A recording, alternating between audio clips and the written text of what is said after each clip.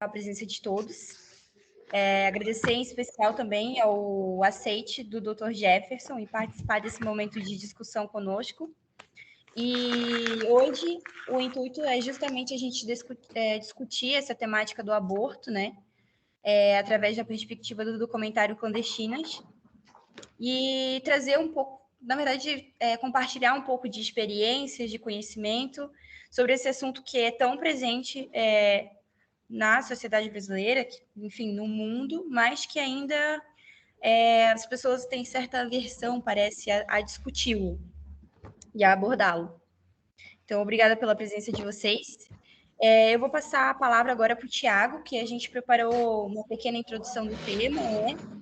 E assim a gente começa o nosso encontro.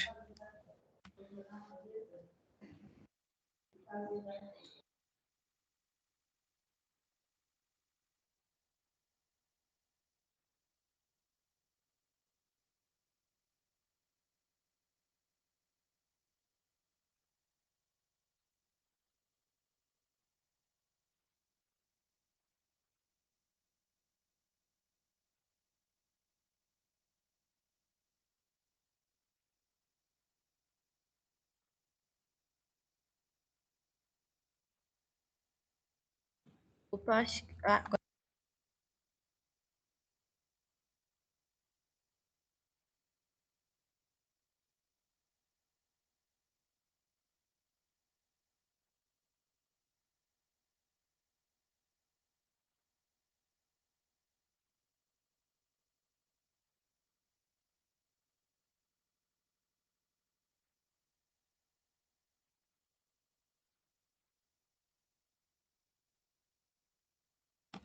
Tiago, se tu estiver falando, a gente não está te ouvindo.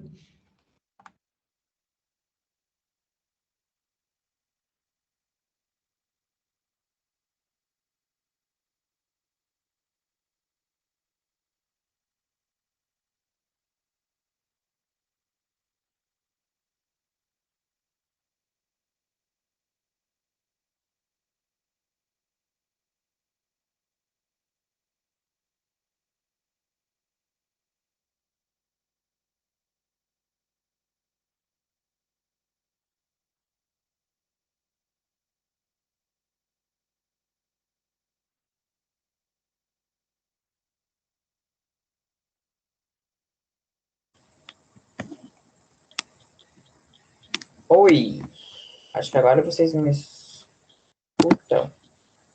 Sim, agora sim. Ah, tá bom. Então, boa noite. Sejam todos muito bem-vindos. Obrigado mais uma vez, Dr. Jefferson, por ter aceitado o nosso convite. Tivemos uns percalços aí pelo caminho, mas no final deu tudo certo. Vocês estão vendo a minha tela para mim estar passando os slides? Ou alguém pode, ou a Maju pode projetar para mim? Estamos vendo sim. Tá, beleza.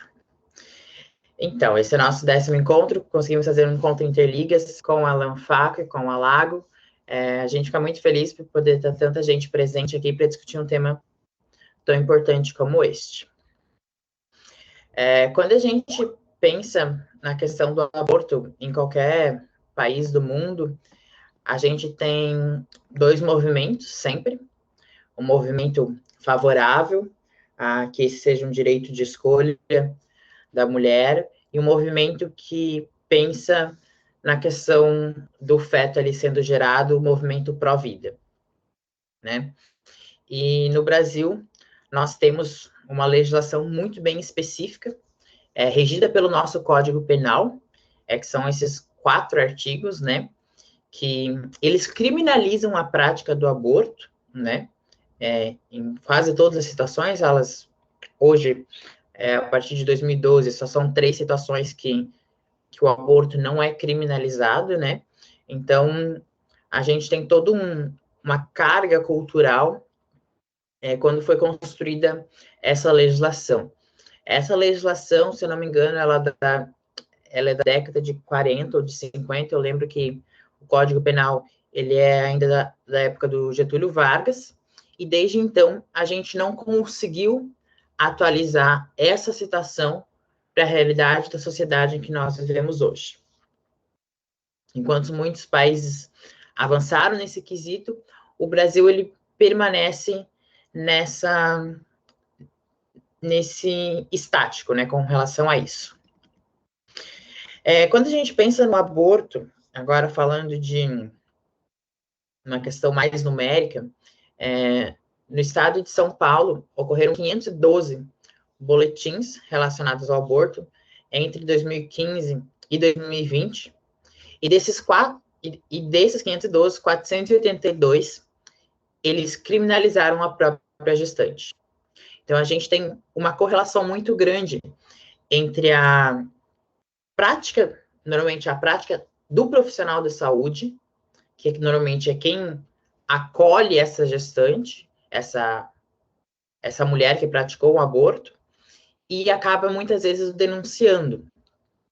Isso acontece no estado de São Paulo, no estado de Santa Catarina acontece a mesma coisa. A gente pode ver que esses números foram 158, 49 já foram encaminhados para o Tribunal de Justiça, e 33 estão tramitando e 12 ainda estão sendo investigados.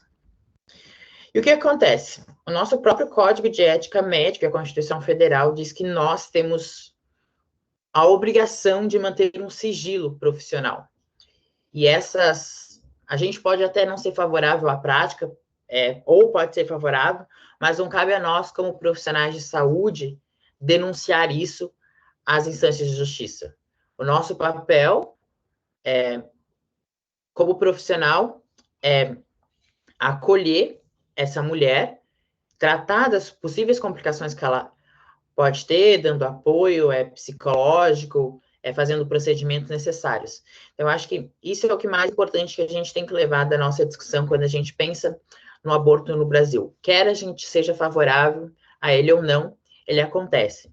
Ele acontece independente da classe social, ele acontece independente da localização, seja na região urbana ou seja na região rural.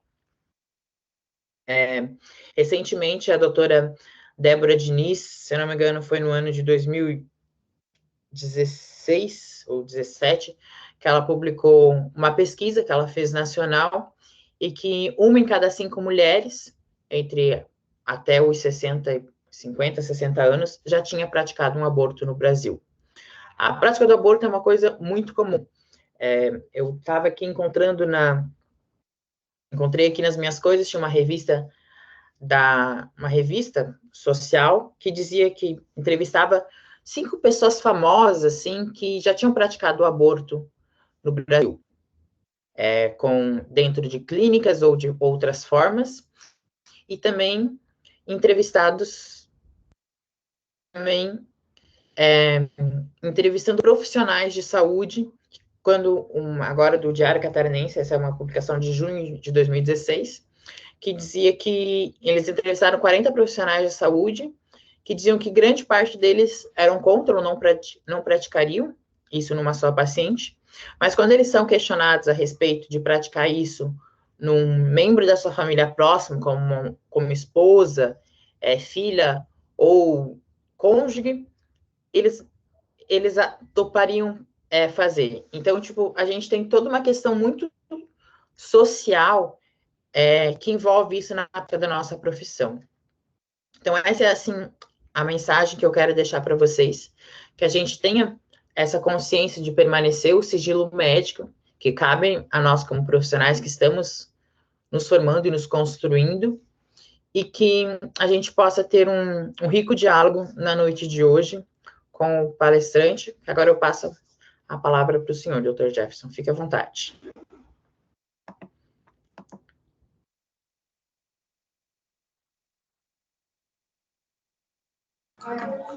Muito bem. Bom, primeiro eu quero agradecer vocês por esse convite. É um convite sempre muito especial para mim poder discutir um tema complexo, um tema não consensual, um tema que gera muita angústia para os profissionais em formação e também para aqueles profissionais que já estão dentro da sua trajetória profissional.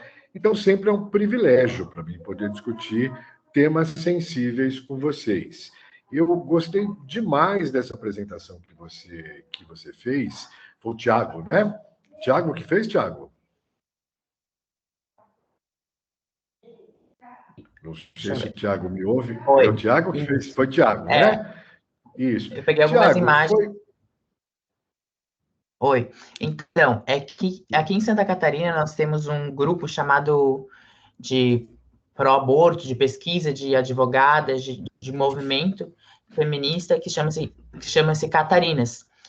Algumas dessas imagens, infográficos, foram produzidos por elas, e daí eu quis reproduzir as outras imagens eu peguei de protestos, de movimentos que aconteceram desde sempre, tanto nos Estados Unidos, como aqui na América Latina e no Brasil. Muito bem, Tiago, mas eu acho que você fez uma síntese muito boa e uma introdução muito boa, de forma que eu fico. Você quase tomou toda a minha fala, né, Tiago? Você quase me roubou a fala, mas isso é muito bom. É muito bom que vocês possam fazer uma síntese como essa. Eu acho que isso é muito interessante e muito importante. Mas, enfim, vamos retomar essa conversa com vocês. Eu quero, então, reiterar o meu agradecimento pelo privilégio da confiança de vocês de tratar de um tema sensível, de um tema não consensual. Não vou falar em termos de tema polêmico, que eu acho que a polêmica não é um bom processo, né, para se discutir um tema complexo, mas é um tema não consensual e que foi muito bem colocado aqui por você, né? O Tiago foi muito oportuno quando nos chamou a atenção que o Código Penal brasileiro ele é de 1940. Portanto, toda a lei que norteia o aborto no Brasil, ela é de 1940. Portanto, nós temos 80 anos, 81 anos, né, para ser mais preciso, de uma legislação que não sofreu alterações significativas nesses 81 anos, né? Desse Código Penal, nós temos apenas duas possibilidades de interrupção de gestação. Quando o prosseguir, né, o seguir da gestação, coloca em risco a vida dessa mulher, ou seja, traz o risco de morte, né, que é o inciso 1º do artigo 128, ou então, quando a gestação decorre de violência sexual, e nesse caso, evidentemente, ela também pode ser interrompida. Somente essas duas condições são previstas no Código Penal, e mais recentemente, em 2012, né, nós tivemos um julgamento do Supremo Tribunal Federal de uma arguição de descumprimento de preceito fundamental, foi a DPF 54, e os ministros do Supremo, não em unanimidade, foram 8 votos contra 2, eles entenderam que também não há crime na interrupção de gravidez ou no aborto em casos de gestações em que o feto cursa com anencefalia, uma condição que inexoravelmente é incompatível com a vida extrauterina, né, com a vida após o nascimento. Mas são só essas 3 condições, como muito bem colocado aí pelo Tiago, muito bem lembrado, e que coloca hoje o Brasil num grupo de países que é considerado com leis que não são absolutamente restritivas, né? Então, a lei não é, vamos dizer assim, proibitiva por completo, mas coloca o Brasil entre os países que são chamados de países com leis fortemente restritivas, né? Em síntese, a condição de penalização desse norteamento do aborto como crime no Brasil termina criando um impasse do ponto de vista de saúde pública muito complexo, muito importante. Porque não podendo realizar o aborto em outras condições que sejam diferentes do risco de morte, da anencefalia ou de uma gravidez por estupro, e muitas mulheres têm motivos diferentes desses para interromper uma gestação, as mulheres terminam realizando esse aborto de forma clandestina. E o aborto de forma clandestina não tem nenhuma forma de fiscalização, de regulamentação sanitária, de maneira que ele se torna objeto da mais variada possibilidade. Algumas mulheres poderão realizar um aborto clandestino de forma segura e outras podem realizar o aborto clandestino da forma mais insegura possível.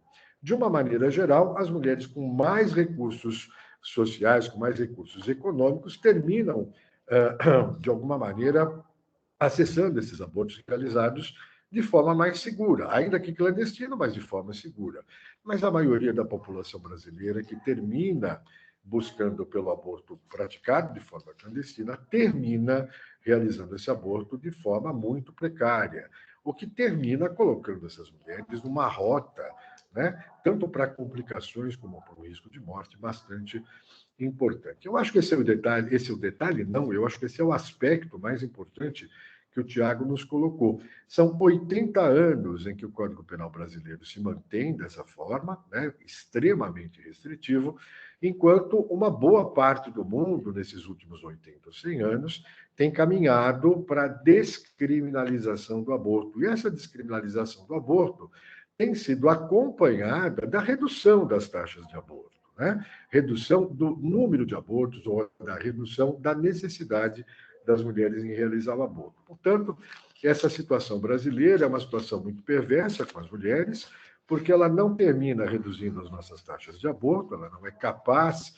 né, a proibição não é capaz de impedir ou de mudar a posição dessas mulheres, mas, ao mesmo tempo, coloca as mulheres dentro de uma trajetória muito complexa e muito arriscada para a sua saúde, para a sua vida, em relação a essa situação. Eu acho que esse é o mais importante que foi colocado aqui pelo Tiago nessa introdução. E a segunda coisa que foi muito importante, se vocês me concederem mais um minutinho dessa fala introdutória, foi a questão de como vamos lidar com isso, né? Portanto, eu entendo que essa conversa com vocês, essa forma de interagir com vocês de temas complexos, ela não existe para modificar as convicções religiosas, pessoais ou de consciência de vocês, né? Aqueles que sentem que o aborto não deva ser praticado ou não devesse ser permitido, devem continuar com as suas convicções. O que não quer dizer que a realidade não exista, o que não quer dizer que essa realidade não deva chegar a todos nós, enquanto profissionais de saúde. E aí é que nós temos uma questão, né? Enquanto profissionais de saúde, temos que enfrentar esse tema desafiador dentro de limites éticos e dentro de limites legais. Não é apenas o Código de Ética Médica que não nos permite a violação desse sigilo, né? A Constituição Federal também não permite a violação desse sigilo e o Código Penal também nos proíbe de violar esse sigilo. E, mais especificamente, a Lei de Contravenção Penal, no seu artigo 66, proíbe que o médico ou a médica, nessa circunstância, violem o sigilo profissional. Portanto, essa comunicação para a polícia, essa denúncia para a polícia de mulheres que realizaram o aborto, né, clandestinamente, induziram o aborto nessas circunstâncias, ela é flagrantemente, né, criminosa por parte dos profissionais de saúde, do ponto de vista, né, civil, penal, como é também uma infração ética muito importante se a gente considerar o Código Penal, né? E o que foi colocado aqui me parece absolutamente justo. Nas circunstâncias em que as pessoas nos procuram para um atendimento em saúde, o que nós deveríamos prover para essas pessoas, oferecer para essas pessoas, é o atendimento em saúde, né, que foi buscado, a demanda que foi buscada, sem fazer qualquer julgamento de ordem moral, qualquer julgamento de ordem religiosa, e principalmente sem violar os nossos códigos, sem violar as nossas leis, ainda que isso possa desagradar algumas pessoas, né, que têm aí posições mais rígidas em relação à possibilidade do aborto. Mas, enfim, eu acho que foi uma excelente introdução para essa conversa. Eu quero apenas me alinhar com essa introdução muito oportuna que foi feita pelo Tiago e ficar à disposição de vocês para saber como que eu posso colaborar com vocês nessa conversa.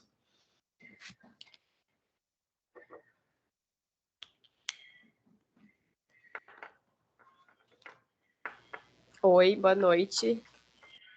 Vou fazer um comentário em relação a isso que o senhor falou, puxando um pouco já o documentário, né? Que no documentário fica bem claro as diferentes realidades que são passadas. E a minha dúvida, assim, eu fico como que deve ser a conduta médica quando ele recebe uma paciente e fica claro que ela teve um aborto, né?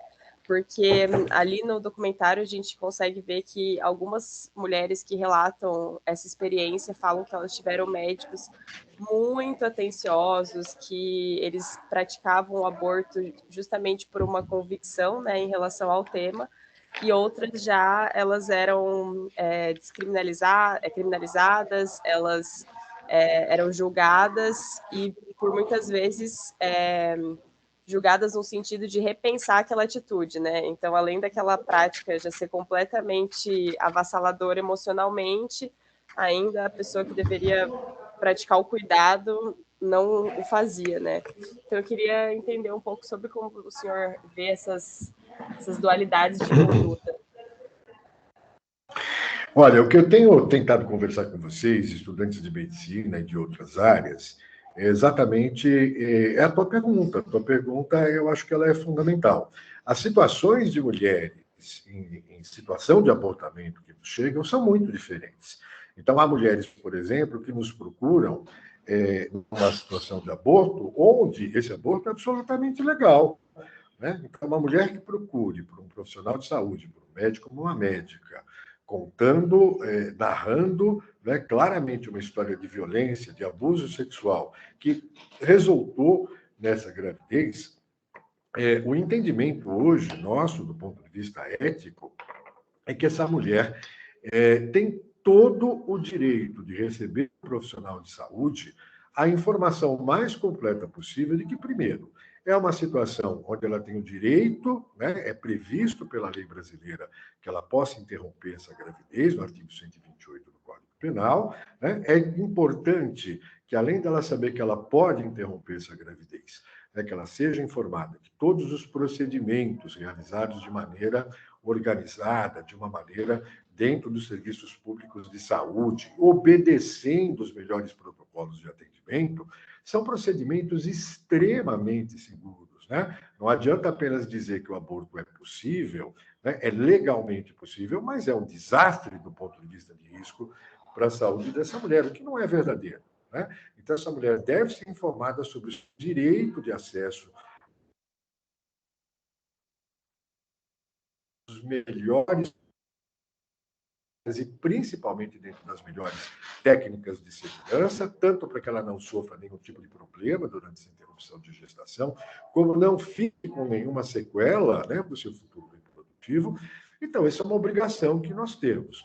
Acolher, né, escutá-la, e se nós não somos, né, capazes de atendê-la por qualquer razão, ou porque não temos a expertise, né, o treinamento, a capacitação necessária para fazê-lo, né? Ou porque temos um dilema, uma objeção de consciência, seja do ponto de vista filosófico, religioso ou algo dessa natureza, nós temos toda a possibilidade de recusar a fazer esse procedimento. Né? Isso está previsto tanto pela lei quanto pelo Código de Ética Médica, mas também está previsto pelas normativas técnicas e pelo Código de Ética, que nós temos igual responsabilidade, igual dever de encaminhar essa mulher para um serviço ou para um outro profissional que não seja ou que não tenha essa objeção de consciência.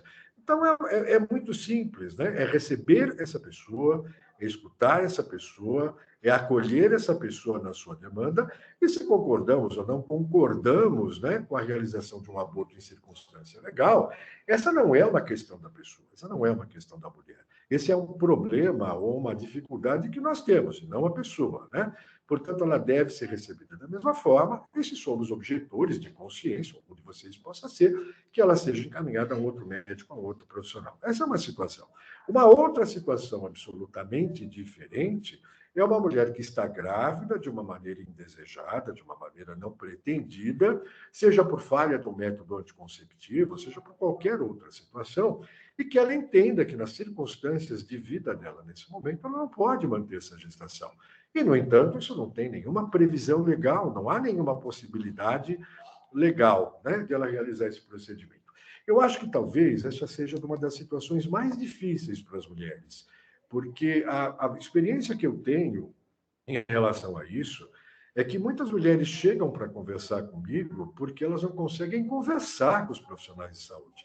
Os profissionais de saúde se negam a conversar com essa mulher, como se fosse criminoso escutar essas mulheres, ou como se escutar essas mulheres fosse, de alguma maneira, apoiá-las ou estar na condição de coautoria, né, desse aborto praticado de forma não legal, de forma clandestina. E, na verdade, isso não é algo que deveria ser dessa forma. Então, escutar essas mulheres, escutar quais são as suas histórias, entender quais são as suas necessidades, é muito importante para essas mulheres. Mas é claro, é evidente que nós não poderemos realizar essa interrupção de gestação porque não temos permissão de fazê-lo. Claro, há alguns médicos que vão entender que vão fazê-lo também, né, distante da lei, divergindo da lei. Mas aí a gente está dentro de uma posição clandestina que eu jamais poderia recomendar ou dizer para vocês que essa é uma prática, né, que pudesse ser orientada para vocês que estão em formação. É claro que não. E a terceira situação, que já foi muito bem colocada aqui por vocês, é quando a gente reconhece uma mulher que já realizou, que já fez a indução desse aborto, né, já praticou esse aborto, e agora está buscando por ajuda, né?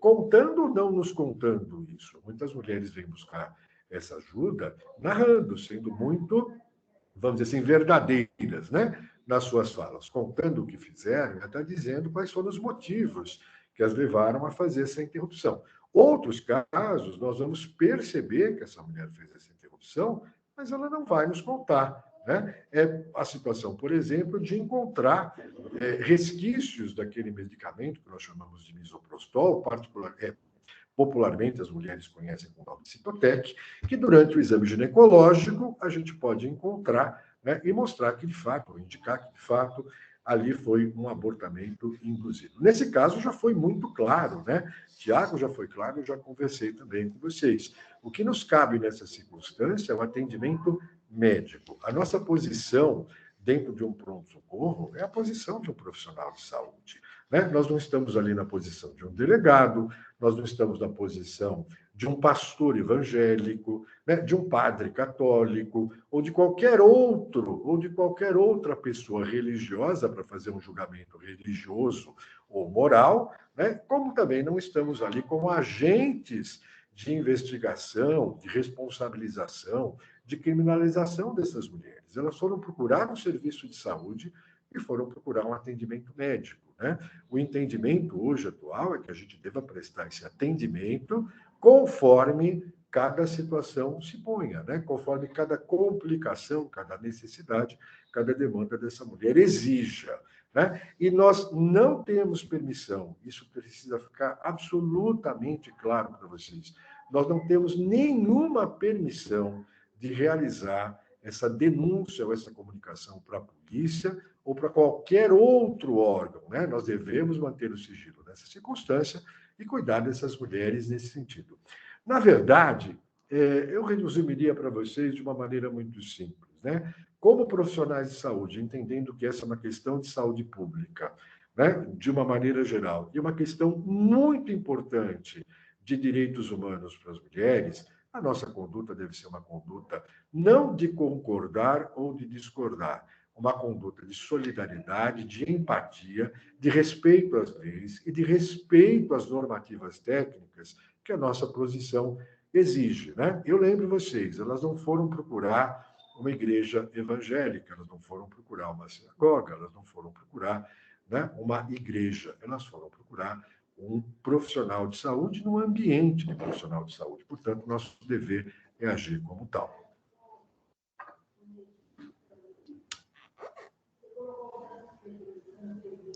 Espero ter respondido sua pergunta. Sim, doutor, respondeu. Eu questionei isso porque, por muitas vezes, eu já ouvi de pessoas, assim, num senso comum, né, que quando uma mulher entra nesse terceiro cenário que o senhor pontuou, que ela já realizou o aborto, né, e ela, sei lá, na casa dela, por exemplo, ela realizou o aborto e ela tá tendo mal-estar ou passando com sintomas ruins, que ela não deveria chamar o SAMU ou buscar atendimento médico justamente por esse risco de denúncia. Então, interessante poder repassar isso para frente em relação ao sigilo. Entendi, mas veja, a gente tá propondo, então, se a gente colocasse isso como uma proposição, nós estaríamos propondo, veja o que nós estamos colocando, que as mulheres tenham temor do serviço de saúde. Que uma pessoa que está com uma hemorragia porque fez uso de uma medicação, essas hemorragias não são comuns, mas podem acontecer, que elas tenham medo da gente, né? Que elas se coloquem o mais distante do serviço de saúde, eventualmente até colocando a sua vida em risco, porque elas temem que, nos procurando, nós venhamos a ter uma posição de julgamento, de desafio à lei, e vamos descumprir a lei denunciando essas mulheres. A situação está absolutamente equivocada, né? As mulheres, eu entendo que elas deveriam ter nos profissionais de saúde um ponto de ancoragem, um ponto de segurança. Estou procurando um profissional de saúde para cuidar da minha saúde, não para ser julgada e não para correr o risco de ser denunciada com todas as consequências, né, com todo o constrangimento que isso cabe, né? Mas ainda é uma recomendação que muitas mulheres têm. E por isso, pessoal, tanto a Organização Mundial de Saúde quanto a Federação Internacional de Ginecologia e Obstetrícia têm recomendado que essas mulheres, por exemplo, não usem mais essas medicações que podem produzir esse efeito abortivo, como o misoprostol, que elas utilizem em vagina, e sim que elas utilizem de forma sublingual, né, abaixo da língua, que tem um desempenho muito bom, até melhor que o uso vaginal, e que não deixam esses resquícios, né, de medicamento que poderiam comprometer as mulheres também, as colocando nesse tipo de situação. Eu também lembro vocês que cada país tem uma lei, né? Aqui no Brasil, nós estamos obrigados a manter o sigilo, mas há outros países onde o médico tem o dever de romper com esse sigilo nessas circunstâncias. Então, do plano global, né, do plano internacional, as legislações são muito diferentes. Agora, uma escolha nós temos, né? Nós temos a escolha, sim, de cumprir ou não cumprir a lei. E hoje é absolutamente claro que o nosso dever ético, bioético, né, e legal, é o dever realmente com o sigilo no atendimento dessas mulheres. Posso não gostar do que essas mulheres realizaram, posso não concordar com os seus motivos, posso até fazer diferente se um dia estiver na mesma situação, mas não estou ali para julgá-las e não estou ali para deixar de oferecer o atendimento médico, o atendimento em saúde que elas necessitam, né? Eu acho que essa é uma questão muito importante para a gente compreender. A gente pode manter a nossa divergência, né, da posição daquelas mulheres, do ato daquelas mulheres, mas a gente não pode violar, né, nem o nosso código, nem as nossas condutas e nem a lei. Doutor, eu tenho uma pergunta relacionada. A gente fala que a questão do aborto é uma saúde pública, né? A nossa legislação, ela permite, em certos aspectos, né, como o senhor comentou, só que a gente tem uma problemática que eu acho que eu posso aplicar aqui na nossa realidade. O nosso hospital de referência, por exemplo, é de uma organização, de uma instituição religiosa. Então, isso dificulta o acesso a essas mulheres buscar um centro que dentro da legalidade. E isso é uma coisa que é uma realidade dentro do país, que muitos são hospitais são dirigidos por instituições religiosas. Então, como é que a gente faz cumprir essa lei, sendo que a gente tem pouquíssimos centros capazes, né, para fazer esses procedimentos? Olha, uma boa pergunta. É uma pergunta, aliás, muito boa, porque, nesse sentido, quando a gente pensa em instituições dessa natureza, a gente pode ter muitas dificuldades. Eu não vou citar o nome de instituições, nem de faculdades de medicina, porque eu acho que isso não é exatamente o nosso objetivo. Mas aqui em São Paulo, por exemplo, nós temos uma faculdade de medicina onde os alunos foram proibidos da gente ter uma conversa como eu estou tendo aqui com vocês agora, né? Eles não puderam ter essa conversa, a gente fizesse uma apresentação, uma aula, sobre aborto como um problema de saúde pública, porque se trata de uma instituição dirigida e conduzida por profissionais religiosos que não permite que esse tema seja tratado dentro da instituição. Eu também já tive uma outra instituição aqui em São Paulo, onde eu fui convidado para dar uma aula exatamente sobre aborto, né, sobre aborto inseguro, e no programa do evento, era um evento acadêmico, a palavra aborto teve que ser substituída por asterisco, né, porque a universidade não permitiu o uso da palavra aborto, né? Então, veja, nós estamos falando mais do que instituições de saúde. Neste caso, nós estamos falando de instituições de saúde que também têm um papel na formação de médicos e de médicas e de outros profissionais de saúde. Ora, como é que a gente pode lidar com um tema tão sensível e tão delicado como esse, que mata no mundo? Então, vamos lá. Por que é tão importante falar desse tema enquanto um problema de saúde pública? Primeiro, porque 47 mil abortos praticados de maneira insegura a cada ano. 47 mil... Não, desculpa, não são 47 mil abortos, são 47 mil mulheres que morrem.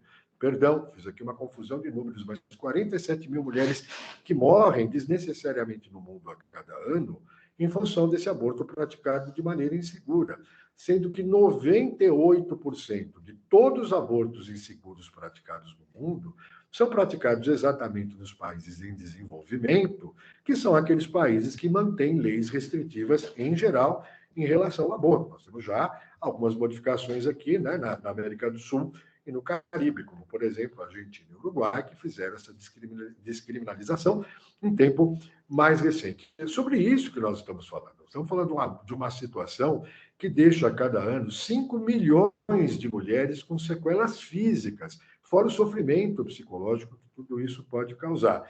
E a melhor maneira de se tratar sobre isso, se a gente pensa, então, num hospital, numa instituição de saúde, que ainda tem a função de formar médicos e formar médicos residentes, né, de formar os especialistas, não me parece que tenha qualquer sentido, né, se afastar dessa questão, porque há uma discordância do ponto de vista religioso.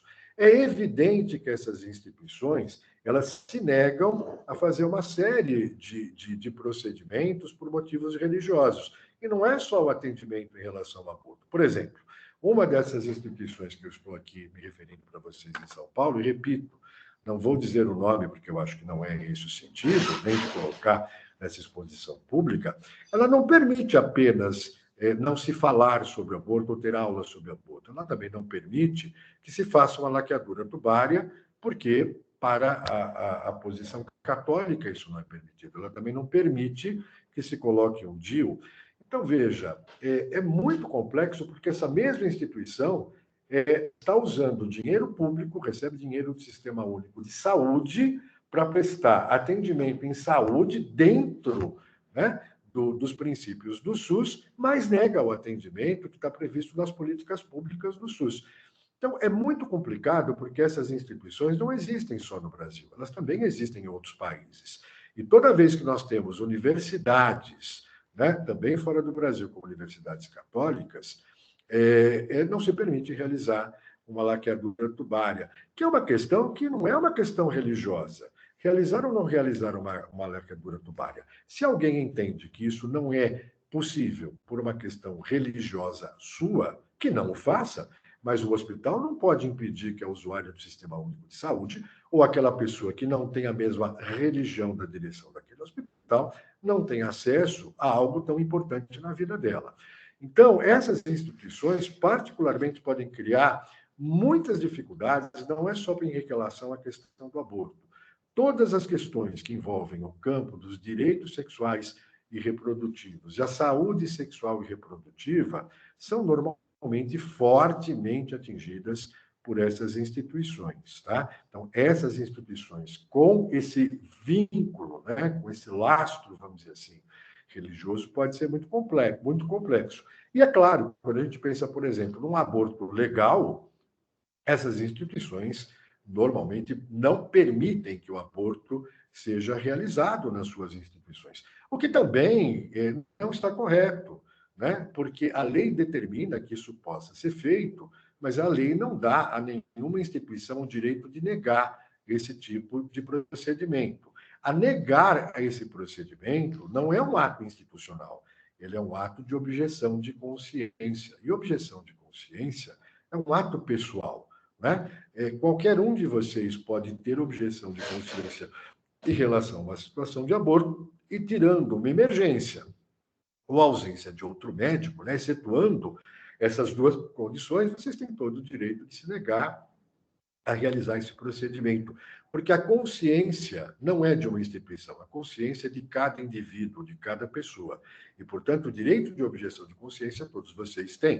Né? Mas uma instituição não pode alegar objeção de consciência por ser uma instituição católica. Isso não tem nenhuma fundamentação legal, nenhuma fundamentação jurídica. Como, da mesma forma, nós temos várias universidades onde o professor titular, e aqui em São Paulo, uma universidade muito conhecida, onde o seu professor titular de obstetrícia não permite que o aborto legal seja realizado, independente da posição dos seus professores associados, dos seus professores assistentes. Né? Ele, por ter essa objeção, ele impõe a sua objeção a toda a cátedra, a toda a disciplina. Né? Então, essa é uma questão muito importante que foi colocada, e eu acho que talvez eu tenha conseguido aí fazer uma síntese disso para vocês. Espero ter respondido aí a sua pergunta.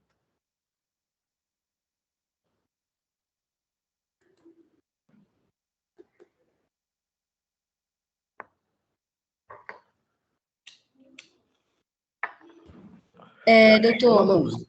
Uma mãozinha levantada. Isso, seria eu. Fiquem à vontade, viu? Me corrijam, enfim, fiquem à vontade. Eu gostaria, na verdade, de fazer uma pergunta que mandaram no nosso formulário de perguntas, né? Na verdade, são 3 perguntas que eu vou juntar em uma só, né? Então, o senhor disse que, como foi falado, né? A gente não cabe ao médico, e, na verdade, seria até a quebra do sigilo, fazer a denúncia, caso por uma questão religiosa, alguma convicção moral, eu discorde daquilo e acredito que deva ser denunciado. Não cabe ao profissional, certo? Se o profissional fizer, me desculpa interromper, se o profissional fizer isso, a pessoa que foi atingida por isso, a mulher que foi atingida por isso, tem todo o direito de processá-lo dentro da justiça comum e, normalmente, ela ganha esse processo porque é violação de sigilo e também de reclamar no seu Conselho Regional de Medicina, onde ele vai passar por um processo disciplinar e ele vai perder esse processo, porque não há como se defender de romper o sigilo profissional. Então, é mais do que fazer ou não fazer. Quando você rompe esse sigilo, você está exposto, sim, a ser processado por essa mulher, e normalmente nós temos vários casos que as mulheres ganharam isso, inclusive aqui em São Paulo, uma faculdade de medicina do interior de São Paulo teve essa situação e perdeu esse processo, teve que indenizar essa mulher, e vocês também acabam tendo que enfrentar um processo ético profissional, né, onde vocês irão perder, porque não há justificativa para isso. Além disso, eu gostaria de lembrar para vocês que, como isso é ilegal, as mulheres devem também ser informadas que isso, quando for à justiça, a justiça não pode usar como prova, porque há um princípio muito claro que uma prova obtida de maneira ilegal não pode ser admitida pela justiça. Então, se a única prova que existe é a violação de sigilo profissional e isso é ilegal, né, fica o judiciário sem nenhuma prova contra aquela mulher. Mas, né, não vamos pensar que é tão simples assim. As mulheres pobres vão ter que enfrentar dificuldades que as mulheres ricas com bons advogados não terão que enfrentar. Mas desculpa te interromper, Maju. Isso tem que ficar muito claro para vocês. É uma grave violação ética e legal se fazer a comunicação desses casos para qualquer pessoa que seja ou para qualquer órgão que seja, viu? Desculpe, mas continue. Não, que isso foi muito importante esse enfoque do senhor. Mas sabendo, então, que o aborto ainda é uma prática ilegal, quando, então, vou ler aqui, tá? Mas se alguém que teve um aborto clandestino vem nos procurar e não denunciamos, não estamos automaticamente compactuando com a ideia e, consequentemente, podendo sofrer perante a legislação? Não, você não está pactuando com absolutamente nada. Esse aborto foi realizado por aquela pessoa, por decisão daquela pessoa, seja com qual base isso foi construído, com quais argumentos essa pessoa tem, com quais motivos ela tem. Isso é algo que a mulher fez, né? É algo que a mulher buscou. Né? Não é papel do médico, não, eu repito, não é papel da medicina fazer qualquer julgamento de ordem legal, de ordem ética ou de ordem moral. Nós não estamos em posição de fazer esse tipo de julgamento. Então, receber essa pessoa e atendê-la nas suas necessidades de saúde, sem violar o seu sigilo, é o nosso papel. Isso não nos torna pelo Código de Ética, pelo Código Penal, pela Constituição e pelo artigo 66 da Lei de Contravenção Penal, isso não nos torna coautores, condizentes, compactuantes ou qualquer coisa assim.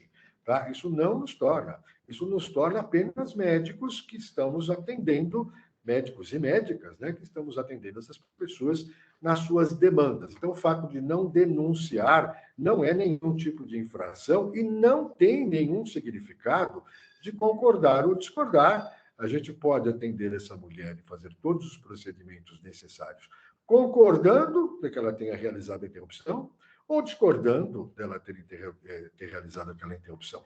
Esse concordar ou discordar é uma posição pessoal nossa. E essa mulher não foi buscar, ela não vai fazer uma consulta para perguntar o que eu acho do que ela fez.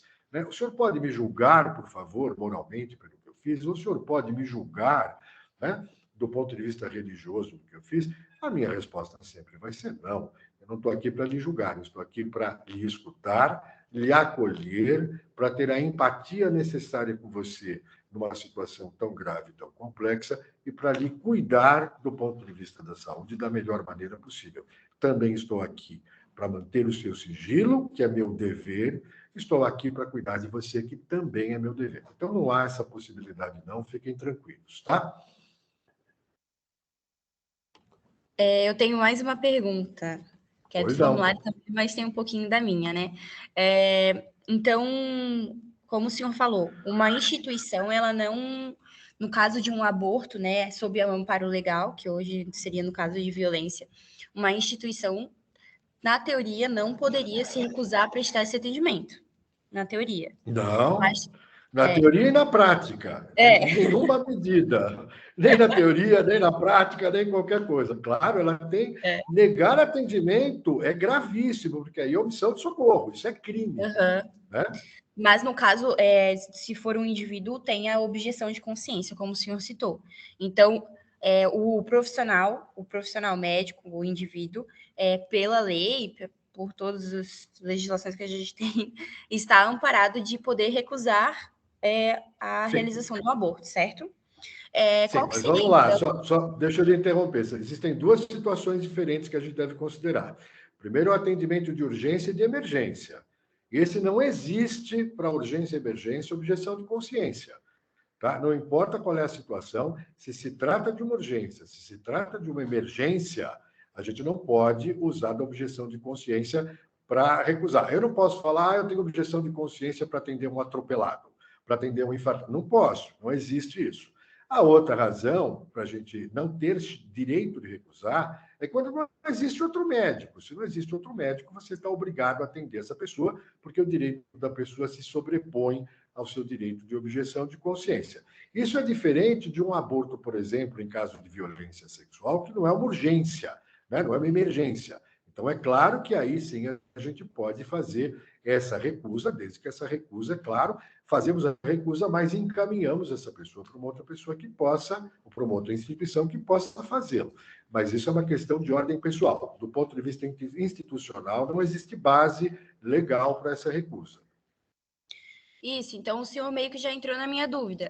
Caso o profissional, né, por objeção de consciência, e fora uma situação de urgência e emergência, eles recuse a fazer o aborto, até porque e nos casos também que não teriam amparo legal, certo? Que sob a legislação ainda no Brasil está proibido. Quais que seriam, então, a postura que o médico poderia ter? O que a gente poderia fazer, então, para auxiliar esse paciente que teve a atitude de vir buscar amparo no serviço de saúde, né? Já teve aquele primeiro passo que muitas das vezes se sentem afugentadas, não conseguem nem isso. Como que, então, a gente poderia ajudar? Olha, eu antes de responder a sua pergunta, eu queria lhe falar uma coisa para você. Foi a Maria Júlia, né, que fez a pergunta? Você, isso. Maria Júlia? Isso, eu Maria mesma. Júlia, eu preciso confessar para vocês uma coisa que me incomoda profundamente. Em 80 anos de Código Penal brasileiro, que assegura, do ponto de vista legal, que uma mulher grávida de um estupro possa interromper essa gravidez sem violar a lei, com toda a proteção da lei, né, e que deveria ter acesso a um aborto legal e seguro, eu acho absolutamente incompreensível e injustificável que, após 80 anos, neste país a gente ainda esteja discutindo, né, não estou dizendo vocês, mas que a gente ainda não tenha isso normalizado, né, que todo serviço de saúde prestasse esse tipo de atendimento, quando, na verdade, esse atendimento ainda é prestado de uma maneira precária, de uma maneira pontual e de uma maneira ainda muito improvisada. Nós temos estados da federação, não vou falar do estado de vocês, onde não existe sequer um serviço de aborto legal. Se a cidadã quiser ser respeitada ou ter seus direitos garantidos, ela vai ter que mudar de estado, né? Então, eu entendo que a gente tem aqui desafios que são muito importantes. Nós sequer conseguimos ainda que todos os serviços interrompam as gestações de fetos anencefalo, que atendam as mulheres em risco de morrer, como uma menina de 11 anos grávida, né, de uma violência sexual, né, que receba atendimento para que não perca a sua vida e receba um atendimento numa dupla indicação, né? Violência sexual e risco de morte, risco de morrer se manter essa gestação. Então, o Estado brasileiro tem essas questões. Nós temos uma lei que permite, mas nós temos um serviço público de saúde que ainda não responde a essas situações. Nós ainda temos hospitais que decidem qual é a lei que vão cumprir e qual a lei que não vão cumprir. Nós temos chefes de disciplinas de ginecologia e obstetrícia que decidem se naquela sua disciplina a lei vai ser cumprida ou não, né? E isso é uma coisa que é extremamente incômoda, né? E eu acho que as mulheres são absolutamente desrespeitadas quando isso acontece. São absolutamente desrespeitadas. E o pior, não existe autoridade neste país que mude isso, né? Imaginar que o Estado brasileiro hoje, pelo meio do seu executivo, presidência da República, né, a senhora ministra Damares, pelo contrário, né, a presidência da República e a ministra das Mulheres e Direitos Humanos pretende, na verdade, se possível, tornar o aborto ainda mais restrito no Brasil do que ele já é. Então, veja, nós temos uma lei que não é cumprida há 80 anos, ou pouco é cumprida. Agora, como proceder enquanto profissionais? Né? Como que individualmente vocês devem proceder? Então, de uma maneira muito simples, se não é uma situação de urgência e emergência, vocês têm todo o direito, sim, de usarem desse instrumento de objeção de consciência, se de fato vocês são objetores de consciência. Mas eu queria fazer um convite para você, Maria Júlia, como eu queria fazer para todos que estão escutando, né? Existem duas situações que são muito diferentes. Uma é, de fato, ser objetor de consciência. Então, eu sou, digamos, extremamente, terrivelmente evangélico, terrivelmente me afetaria realizar um aborto. Nessas circunstâncias, então, eu tenho um motivo religioso para ser objetor de consciência. Perfeito, essa objeção tem que ser respeitada, né? Mas tem gente que não tem objeção nenhuma, mas não quer se envolver com o problema e diz que é objetor de consciência. Então, eu convido cada um de vocês a pensarem, a refletirem de uma maneira muito, muito honesta. Eu acho que esse é o termo, que vocês sejam muito honestos com vocês mesmos, se de fato vocês são objetores de consciência ou não, ou se de fato vocês são médicos e médicas que podem prestar esse atendimento em diferentes circunstâncias, se vocês se sentem, de fato, né, não objetores para cuidar desse atendimento. Mas, em síntese, quais seriam as opções de vocês? Nos casos de aborto legal, risco de morte materna, gravidez por estupro ou anencefalia, e não se tratam de urgências ou de emergências, boa parte das vezes, né? Risco de morte materna vai ter situações diferentes, risco de morte iminente ou risco de morte futura, então a gente tem que aí considerar, mas não sendo uma urgência ou uma emergência, vocês têm todo o direito de usarem desse instrumento ético-legal da objeção de consciência.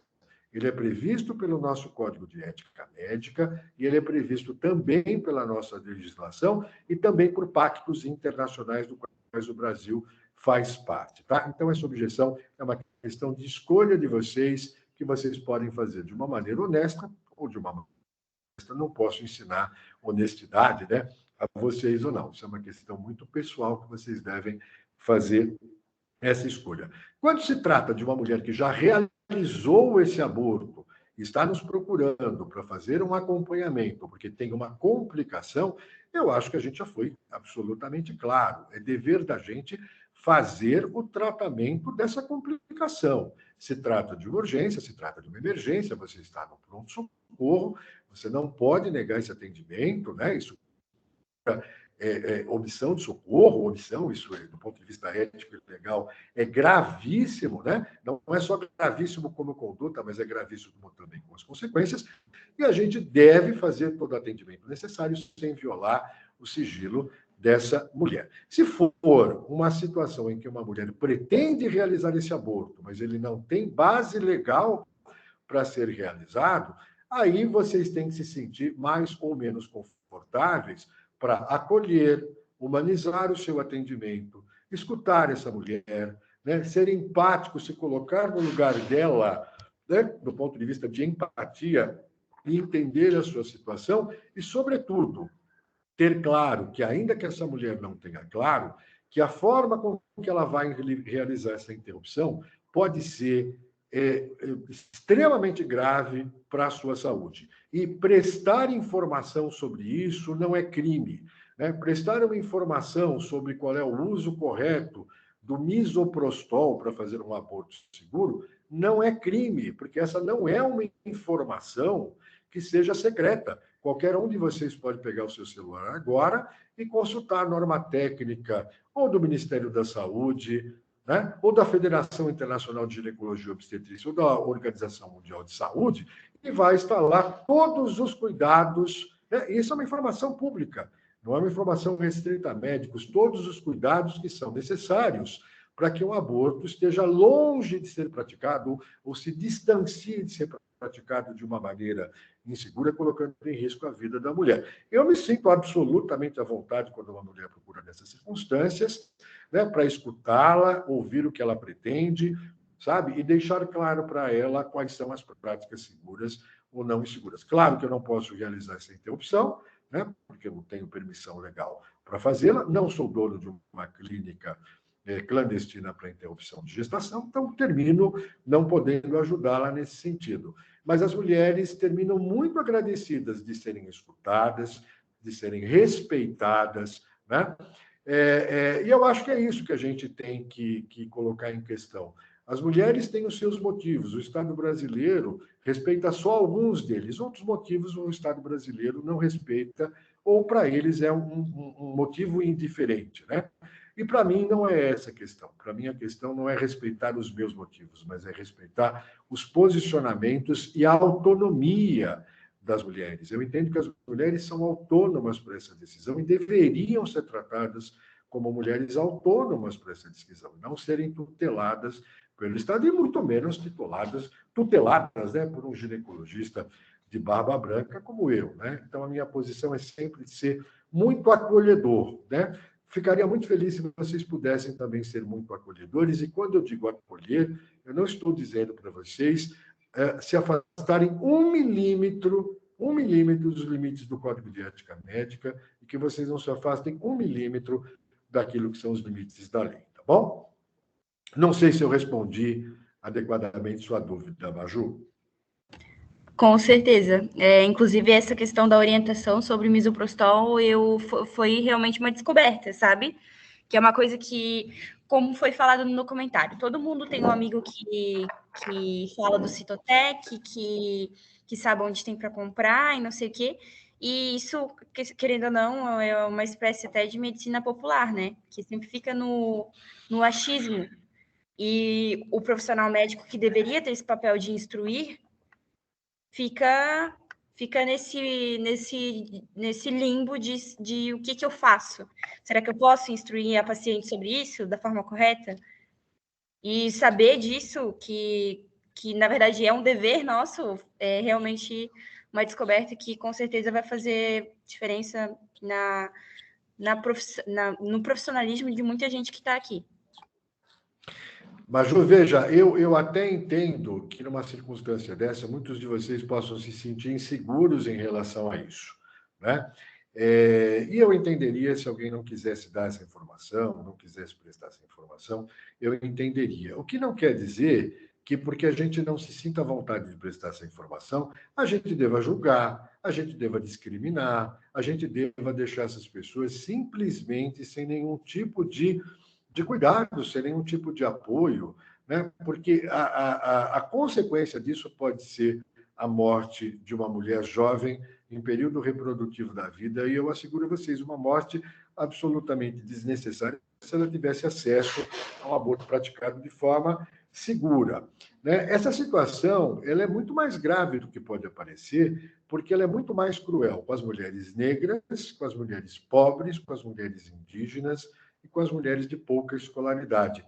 Eu vou ser claro para vocês, se uma mulher hoje, de um nível social e econômico muito diferenciado, tiver uma gravidez indesejada, né? Não pretendida, mas que não tem base para interromper essa gestação, para realizar um aborto aqui no Brasil, o que ela pode fazer? Olha, ela pode ir até o aeroporto internacional, aí, em Santa Catarina, ela pega um voo, ela vai até Portugal, não é proibido ir até Portugal.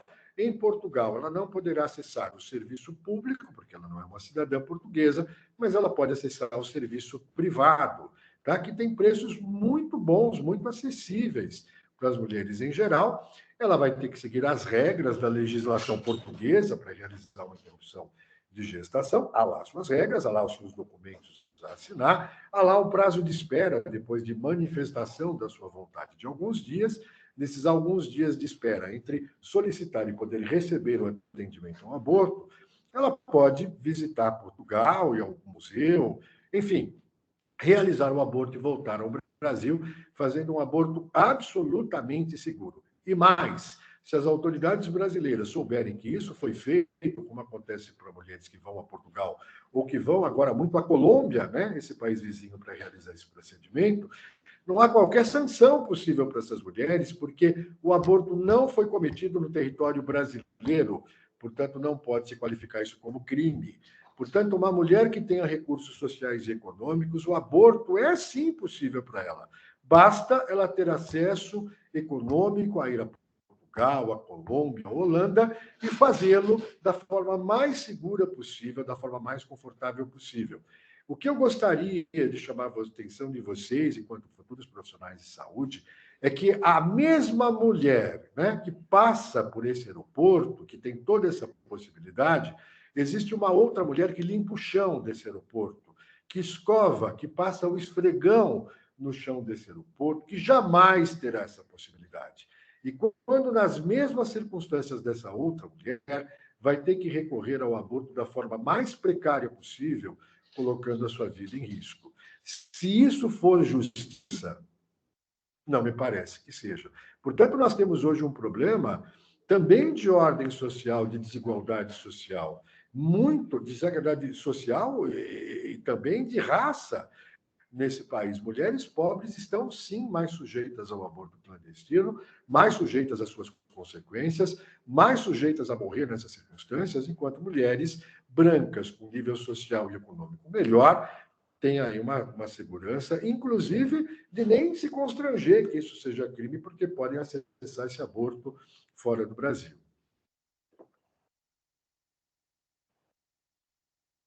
Realmente, como o senhor falou, é uma questão mais que de saúde, uma questão de saúde, uma questão de desigualdade social mesmo, porque o aborto, ele não é permitido legalmente, mas o aborto seguro, a gente sabe que é acessível para quem tem dinheiro, para quem tem o status econômico, para quem pode ter acesso, para quem pode viajar para outro país, ou para quem pode pagar um profissional que aceite fazer, vai conseguir fazer isso de forma segura.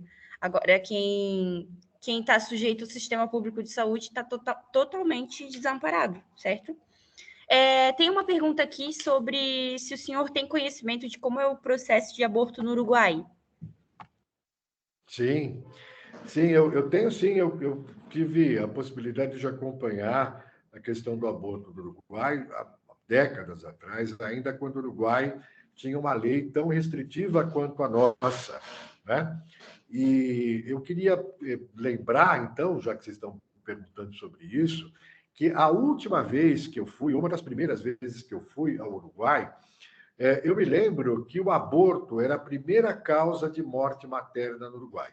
Nós chamamos de morte materna, não sei se todos vocês já têm contato com esse conceito do ponto de vista acadêmico, né, na Faculdade de Medicina, mas nós chamamos de morte materna toda morte de uma mulher, tirando as questões acidentais, né, acidentes e violências, mas toda morte de uma mulher durante a gravidez, o período do parto ou o puerpério, aqueles 42 dias após o parto, né? Isso a gente chama de morte materna. E existem milhares de situações clínicas, cirúrgicas, mortes diretas ou mortes indiretas, que poderiam, né, surgir numa situação que a gente classificaria como morte materna. Então, vocês imaginem, de todas essas possibilidades, hipertensão durante a gravidez, diabetes, enfim, doenças cardíacas, de tudo que vocês puderem imaginar, o aborto era, no Uruguai, a primeira causa de morte materna. Hoje, no Brasil, o aborto vai depender muito do estado, da federação, da região do país. Ele pode ser a segunda causa, a terceira causa ou a quarta causa. Mas o Uruguai era a primeira causa de morte materna. E o que fez o Uruguai? O Uruguai, do ponto de vista de processo, ele passou por dois momentos muito diferentes. Um primeiro momento foi aquilo que exatamente nós estamos discutindo aqui, entender que esse é um problema de saúde pública e que não cabe ao serviço de saúde decidir ou deixar de decidir no lugar dessa mulher, mas que cabe acolher essa mulher e orientá-la. Então, foi estabelecida uma lei no Uruguai, né, que todo caso de gestação, que as mulheres tinham direito a esse aconselhamento, né? Mais do que um ato médico, era um ato de lei. Então, as mulheres que precisavam interromper uma gestação, ainda que não pudessem interromper essa gestação, porque não era permitido, havia uma lei, né? Se estabeleceu uma lei, algumas décadas atrás, que dava aos profissionais de saúde o dever, não era nem a possibilidade, era o dever de orientar essas mulheres sobre exatamente o que a gente falou agora há pouco. Quais são os métodos em que a senhora pode morrer, quais são as maneiras que são seguras da senhora realizar uma interrupção de gestação. E isso foi fundamental para reduzir dramaticamente, né, a mortalidade materna por aborto no Uruguai. Lembrando que no Uruguai, diferente do Brasil, as mulheres têm acesso ao misoprostol, né? Ele não é comercializado clandestinamente. Então, as mulheres conseguiam, principalmente, fazer o aborto medicamentoso de forma segura, sem consequências para a sua saúde, ainda que a lei não permitisse. Aqui no Brasil, como vocês já colocaram, o misoprostol é proibido, embora, se vocês digitarem aí no celular de vocês, comprar Citotec com Y ou com I, tanto faz, vocês vão, em alguns minutos, encontrar a maior facilidade possível para encontrar esse medicamento entregue nas suas casas, né? Mas, por favor, não espalhem isso, porque parece que as autoridades não sabem disso, só nós sabemos disso. Então, há uma hipocrisia enorme, né, em manter esse comércio como se não existisse aqui no Brasil. E o passo seguinte no Uruguai, para não sair do assunto, foi exatamente um processo que foi construído ao longo de muitos anos, com um esforço muito grande, tanto para o Uruguai quanto para a Argentina, são trajetórias relativamente diferentes, mas foi a construção de um ambiente que permitisse, do ponto de vista legislativo, mudar uma lei de 80, de 100, de 120 anos atrás, com essa proibição, né, absoluta do aborto, essa restrição tão forte, e o aborto, então, passa a ser permitido no Uruguai e, mais recentemente, na Argentina. Cada um desses países tem uma trajetória política, porque o aborto também é uma questão política no Brasil, em outros países também que sofre uma série de pressões políticas, e foi dessa maneira que o Uruguai, há um tempo maior do que a Argentina, terminou com a criminalização do aborto, né? E não por coincidência, foi num governo muito democrático, né? E num governo muito não conservador, né?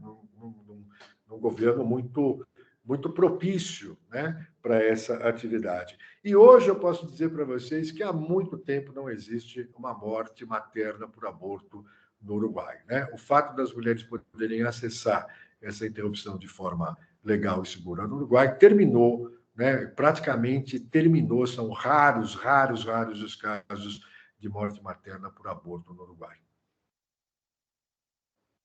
E mais, se vocês me permitirem, a taxa de aborto no Uruguai, e taxa de aborto é uma fração, né? É um número entre 1.000 mulheres em idade reprodutiva que podem realizar um aborto. Então, taxas de aborto maiores significam que as mulheres têm necessidades maiores de recorrer ao aborto.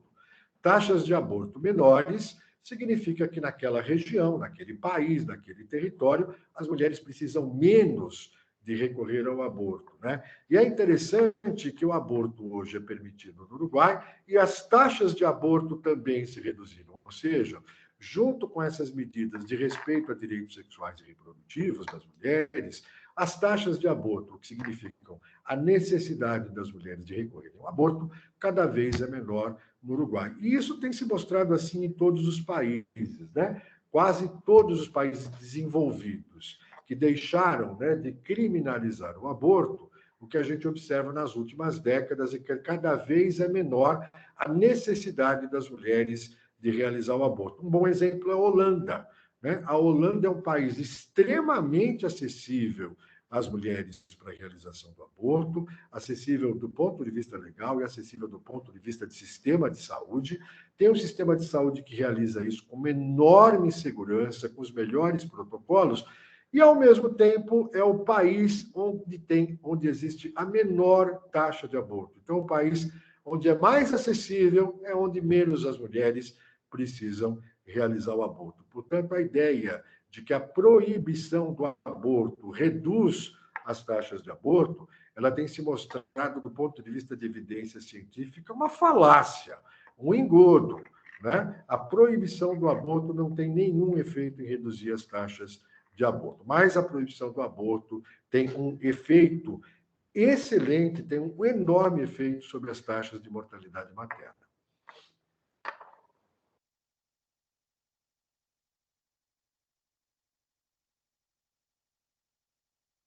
Respondi direitinho?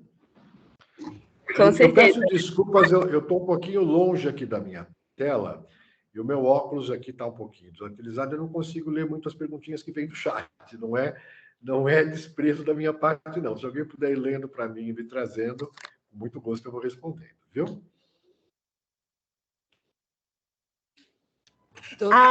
Aqui no chat não foi mandada nenhuma pergunta, não, professor. A gente só meio que comentou as coisas que tu estava falando.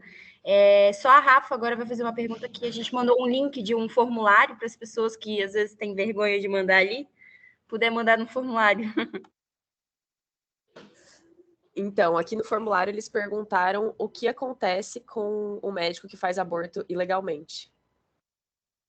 Sofre um processo criminal, possivelmente a pena dele, né, a sanção penal que ele vai sofrer é maior do que a própria mulher que realizou o aborto, então o médico ele vai passar por esse processo, processo criminal, tá? Não é uma infração, é processo criminal, é crime de aborto que é passível de pena de prisão, né? Claro que os médicos podem, enfim, ter bons advogados e é muito incomum a gente ver um médico que foi flagrado realizando um aborto clandestino sendo preso. É realmente muito difícil, é muito incomum. Mas, né, em tese, pode acontecer. Tá? Para os médicos que fazem o aborto de forma legal, é evidente que não cabe nenhum tipo de processo criminal ou ético ou de qualquer natureza. Mas as consequências para o médico que realiza um aborto ilegalmente é sofrer um processo criminal, né, com a possibilidade de pena de detenção. E, do ponto de vista ético-profissional, também pode ser submetido a um processo, né, no seu Conselho Regional de Medicina e também sofrer as sanções previstas pelo Código de Ética Médica.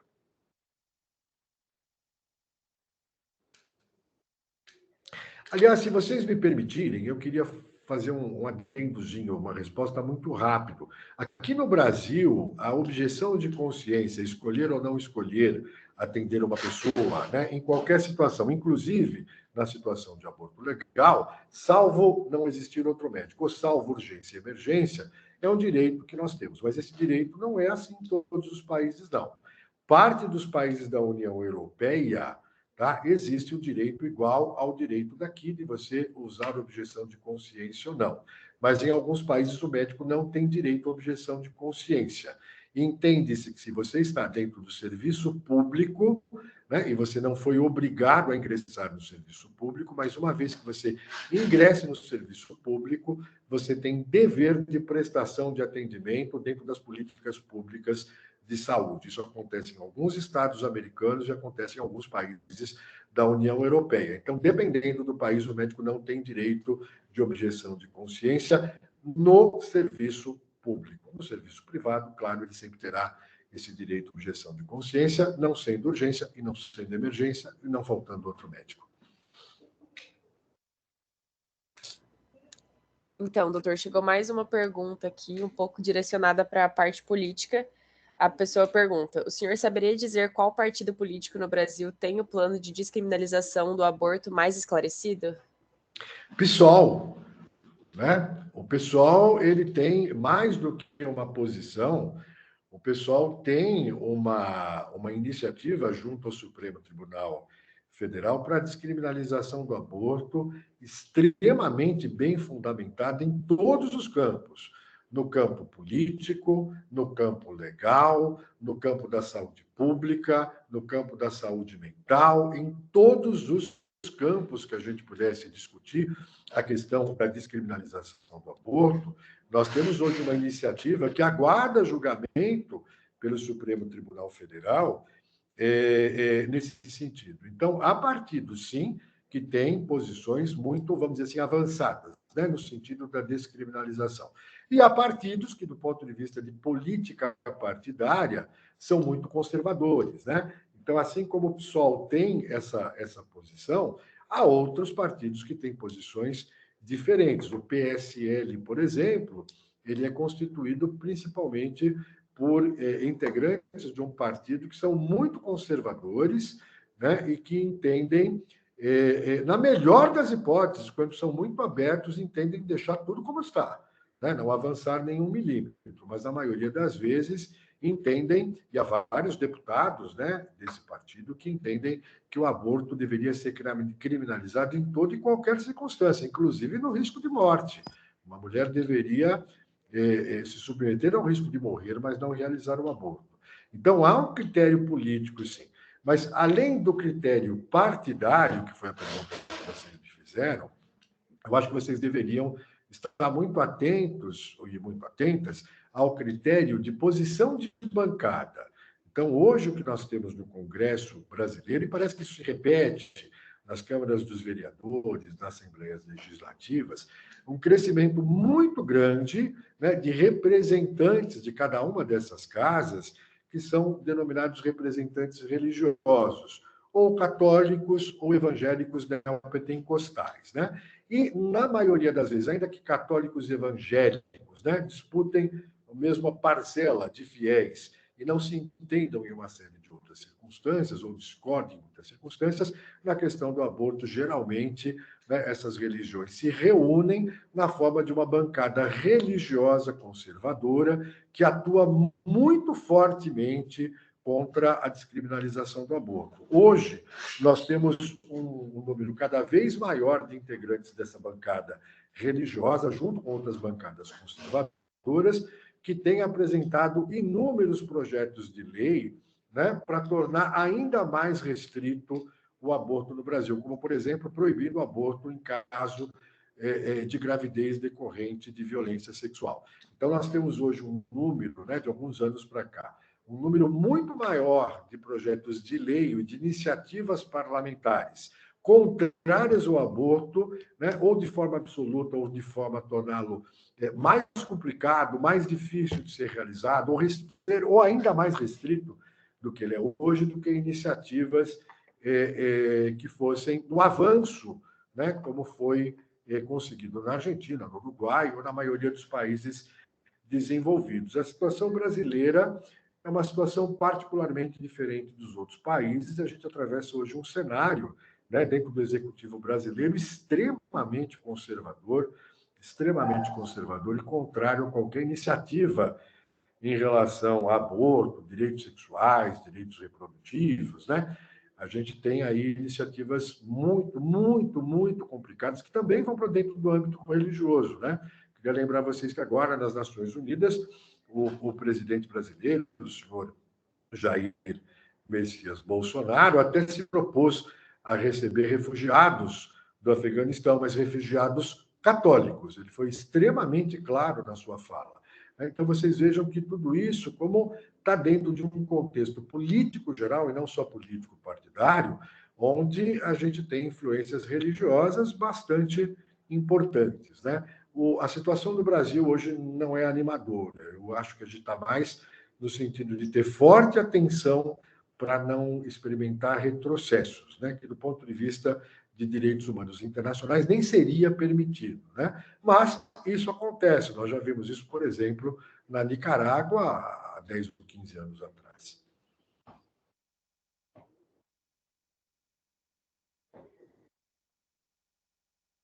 A situação, acredito que boa parte dos que estão na reunião aqui hoje concordam que a situação do Brasil não está nada animadora, principalmente em relação a essas questões de direitos humanos, que o retrocesso é evidente, certo?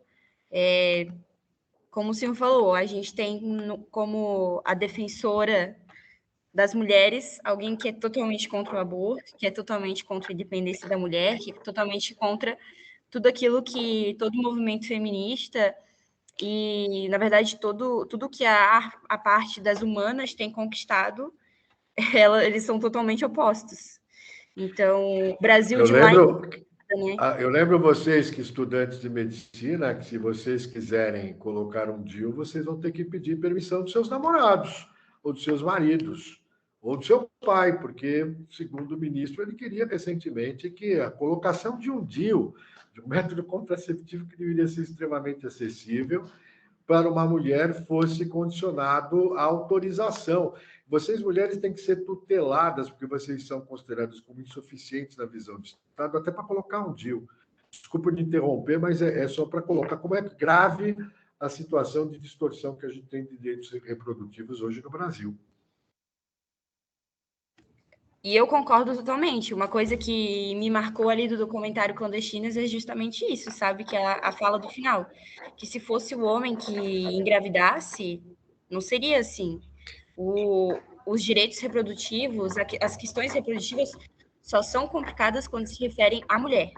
Porque para o homem não vê nenhum tipo de complicação. Tanto em relação à vasectomia, até a própria questão da paternidade, para o homem é totalmente diferente. Olha, eu acho que você tem toda a razão. E eu desafiaria vocês a me apresentar um caso onde um casal engravidou de maneira indesejada, a garota fez o aborto, né? Ela foi denunciada, ela tinha todo o apoio. Quem pagou o aborto foi o namorado, ele estava lá junto. Eu quero que vocês me tragam um homem que foi condenado, né, como parceiro dessa mulher pela prática de aborto. Vocês já ouviram falar de alguém? Não. Com certeza Então, não, né? Todo o peso emocional, todo o sofrimento dessa decisão. Eu não estou dizendo que o aborto traga dano emocional, né, ou traga doença psiquiátrica, porque isso é uma bobagem. Essa síndrome traumática após o aborto é uma absoluta bobagem, né? Mais uma das bobagens do movimento pró-vida para enganar as pessoas. O aborto é algo difícil de ser decidido, traz um sofrimento grande para as mulheres. Não estou dizendo que ele não possa ser superado, né, que ele não possa ser elaborado do ponto de vista psicológico e emocional. As mulheres colocam sua vida em risco, as mulheres desafiam, né, a discordância das suas religiões, e se a gente considerar que a maioria das mulheres, ou uma boa parte das mulheres que fazem aborto, ainda são católicas e evangélicas, a Igreja Católica, a única resposta que tem para mulheres que precisam fazer aborto se chama excomunhão, expulsão da igreja, não há diálogo. não há acolhimento, não há humanização, não há nada. Então, essas mulheres são abandonadas pela religião, abandonadas por todos nós, têm que esconder o que estão fazendo, têm que esconder da família, têm que esconder dos amigos, têm que rezar, né? Têm que torcer para que não sejam identificadas pela polícia, tem que torcer para que o médico respeite a lei e o código de ética e não as denuncie, tem que torcer para não ter uma complicação, tem que torcer para ter dinheiro para fazer tudo isso, tem que torcer para não ser abandonada depois desse aborto por aquele namorado que muito mais está preocupado em que ela interrompa para não ter a consequência da paternidade do que está preocupado com ela. E depois de tudo isso, ela ainda tem que... Veja, é absolutamente desumano. É absolutamente desumano a situação dessas mulheres. E depois de tudo isso, vocês me perguntam como que a gente deve atender essas mulheres? Né? Será que a gente deve atender essas mulheres com distância, sem acolhimento, sem empatia, sem escuta, sem recebê-las, sem concordar ou discordar, mas dizendo, eu estou te escutando, né? Aqui você está sendo respeitada, aqui você está sendo ouvida, seus direitos não serão violados, a senhora receberá o atendimento que a senhora veio procurar, e eu tenho o dever de produzir. Né? Então, vejam, tudo isso está em conta. Eu acho que tudo isso não é percebido para a gente. É muito fácil a gente se colocar na posição, sou objetor de consciência, não vou me envolver com esse caso. Mas é muito desumano quando a gente usa disso como um artifício para abandonar as mulheres quando a gente jurou, né? Ou quando a gente se comprometeu, né, que iria fazer o melhor do nosso cuidado para que uma pessoa não perdesse a sua vida. Né? Eu acho que isso tudo a gente deve levar sempre em consideração quando a gente toma essas decisões, e eu acho que o momento certo é esse, o momento da gente pensar sobre tudo isso agora. Eu não imagino que vocês saiam daqui, ou a gente termine essa conversa, e vocês vão ter o mesmo alinhamento que eu tenho em relação ao aborto. Não imagino isso. Mas eu imagino que a gente possa sair daqui mantendo as convicções que a gente tem, inclusive contrárias ao aborto, sem que isso se transforme num julgamento, numa discriminação, num maltratamento, num abandono, na desumanização, na falta de empatia, que é tudo que a gente não gostaria que acontecesse com a gente, né? Quando a gente precisasse de um atendimento em saúde. Ai, olha, que fala perfeita. Ai, desculpa de cortar, Rafa, amiga. Eu ia fazer exatamente o mesmo comentário, associando que nos últimos anos, dentro da faculdade, a gente percebeu que cada vez mais a fala sobre atendimento humanizado, sobre acolhimento, sobre respeito, está virando uma coisa muito mais comum, como deve ser, né? Não deveria nem não deveria ser nem tão enfoque, porque acredito que espera-se que todos os médicos tratem seus pacientes dessa forma. Então, é realmente muito válido reforçar como o senhor fez. Quem falou isso? Rafaela Moreira. Ô, dona Rafa, eu só vou fazer esse comentário a hora que vocês falarem acabou e vocês me mandarem embora. Na hora de despedir, eu falo para você o que eu acho desse seu comentário, viu, dona Rafa? Tá bom. Na verdade, complementando o que a Rafa falou, aqui é a Maju agora. Oi, Maju. Isso não deveria nem ser, tipo, ter essa necessidade de ficar puxando, como a Rafa falou, né? É uma coisa feliz, sim, mas nas próprias diretrizes curriculares do curso de medicina, a nossa formação deveria já preparar para a gente ser um profissional humano, para ser um profissional que tem empatia, que consegue ser reflexivo, que consegue ser crítico, que consegue prestar um acolhimento adequado. Então, para ver como tem coisas que a gente traz através de discussão de temas como o aborto, que reflete muito da falha da formação da própria educação médica. Porque isso não deveria ter que ser discutido, isso deveria estar intrínseco na nossa formação. Concordo inteiramente com você. E eu vou te pedir permissão para fazer um comentário sobre isso. Eu estou publicando agora um artigo de uma revista chamada Human Reproduction Archives, que deve estar saindo agora esse próximo mês. Se vocês tiverem oportunidade ou quiserem, eu encaminho para vocês com muito prazer, que é um artigo de revisão dos últimos 20 anos sobre qual é a relação entre religião e as atitudes e práticas e posições de profissionais de saúde quando se trata do aborto induzido, né? Isso deu um bom trabalho, foi bastante trabalhoso, mas foi muito recompensador.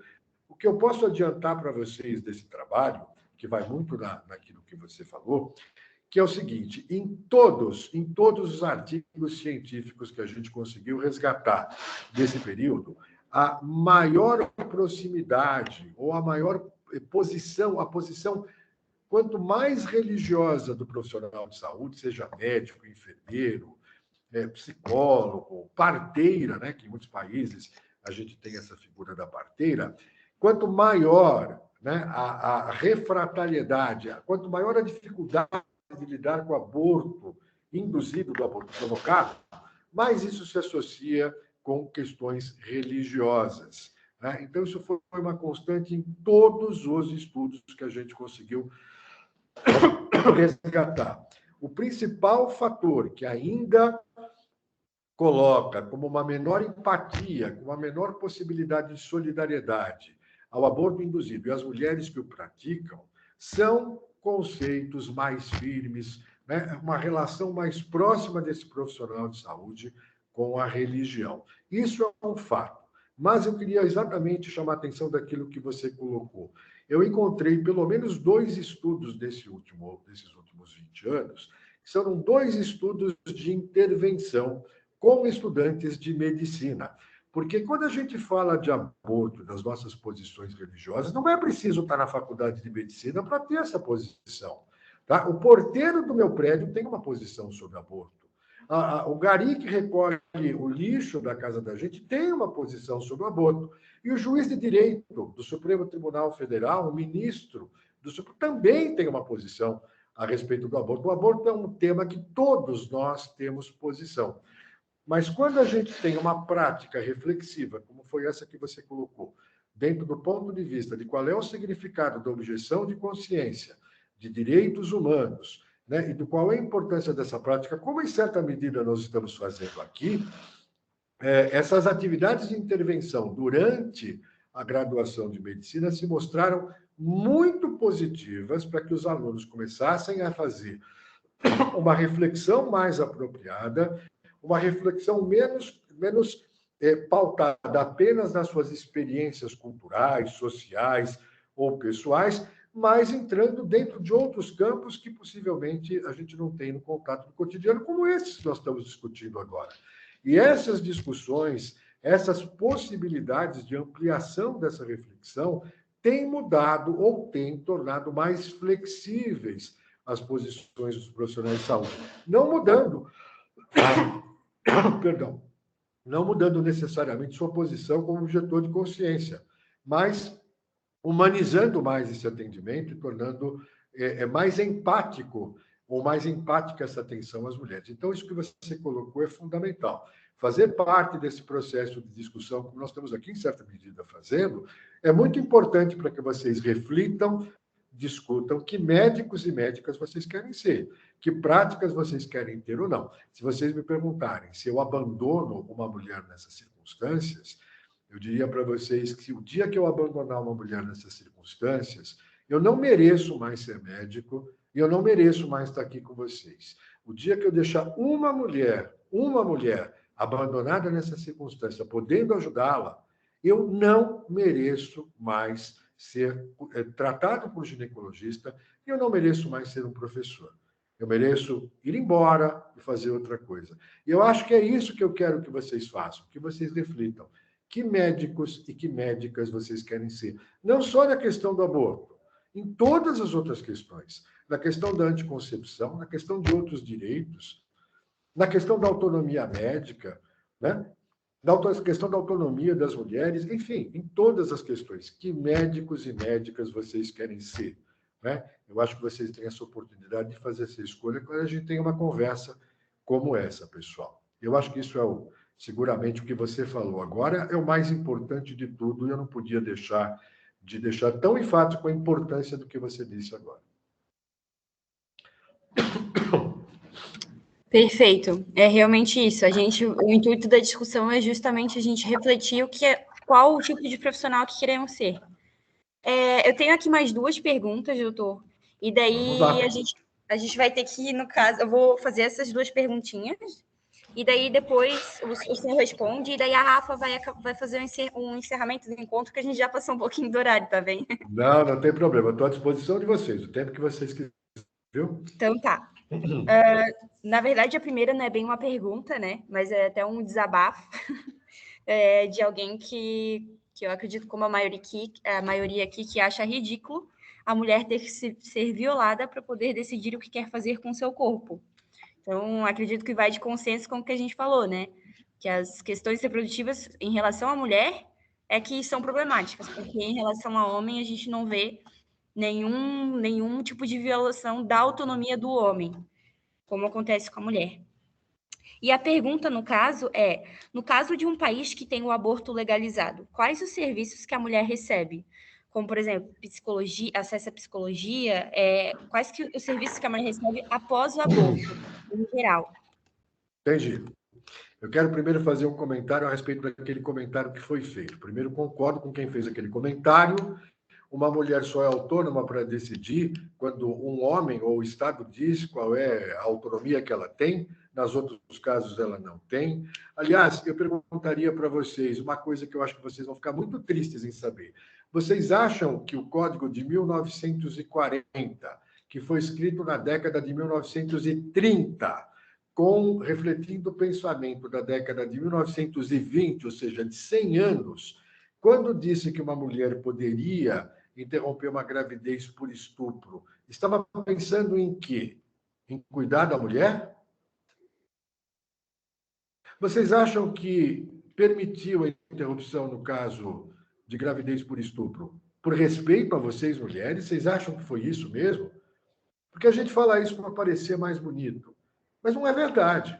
Por favor, vocês não se enganem. Ninguém estava ali respeitando as mulheres. Aliás, em 1940, o estupro não era um crime contra o ser humano.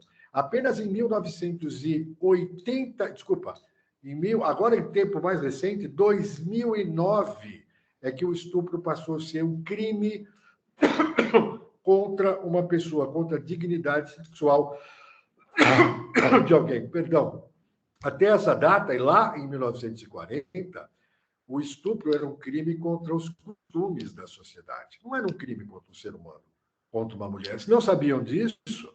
E, portanto, a grande preocupação naquela época era proteger os homens, o patriarcado, que se não pudesse interromper essa gestação, né, as mulheres teriam que ter filhos que não eram filhos legítimos, de homens que não se saberiam quem sequer seriam, e seriam, né, terem que ser cuidados por outros homens, inclusive com todos os direitos de acesso à herança, etc., etc., entre os outros homens. Esse foi o motivo. O motivo não foi proteger vocês, mulheres.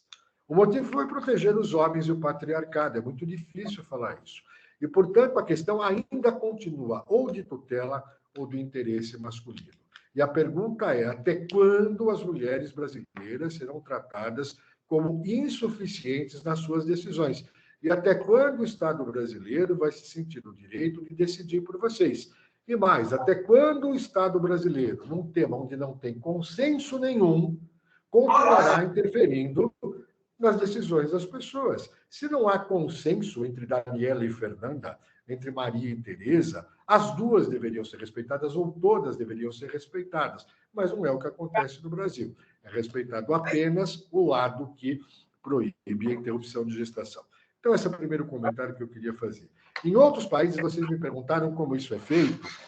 A resposta é: depende. Nós temos países em que o aborto não é criminalizado, mas não é oferecido absolutamente nada na melhoria do atendimento em saúde sexual e reprodutiva dessas mulheres. Tá? Um bom exemplo é o Vietnã.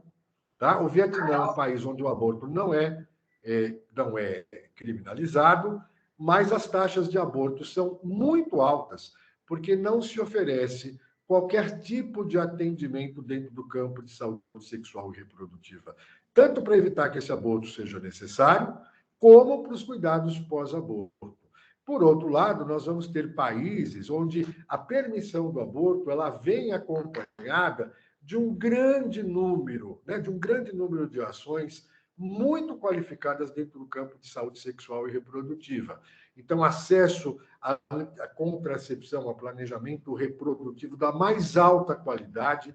Tá? Isso não é falar o método está aqui, é dar acesso, garantia, apoio, continuidade, educação sexual, né? Redução da violência de gênero, interferir nas situações de falha contraceptiva, ou interferir nas situações, né, de iniquidade ou de violência de gênero ou de violência sexista. Então, os países que fazem um pacote muito maior, que oferecem apoio social, não é só oferecer interrupção de gestação, né, mas é entender por que aquela gestação inoportuna, inadequada, não pretendida aconteceu, né, cuidar das consequências emocionais e ajudar essas mulheres a fazer as melhores escolhas. O resultado disso é que, com o tempo, em todos esses países, as taxas de aborto começam a diminuir e os números de aborto absolutos também começam a diminuir. Alguns exemplos bem recentes para vocês. Portugal é um exemplo recente e o Uruguai é um exemplo recente, e daqui 2 ou 3 ou 4 anos nós vamos observar a mesma coisa que acontece na Argentina. Então, o que oferecem os países depende.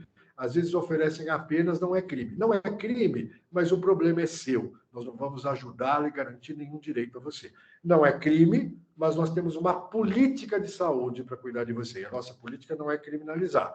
E é por isso que os países em desenvolvimento têm resultados muito diferentes dos nossos, tá? Então, a resposta é: depende do país, né? O país que respeita as mulheres leva em consideração o respeito a direitos sexuais e reprodutivos e leva isso a sério, terá mais medidas a oferecer, e muito mais medidas do que oferecer, do que apenas a interrupção da gestação, tá bom?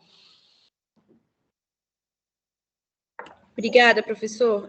De nada. Mais alguma pergunta?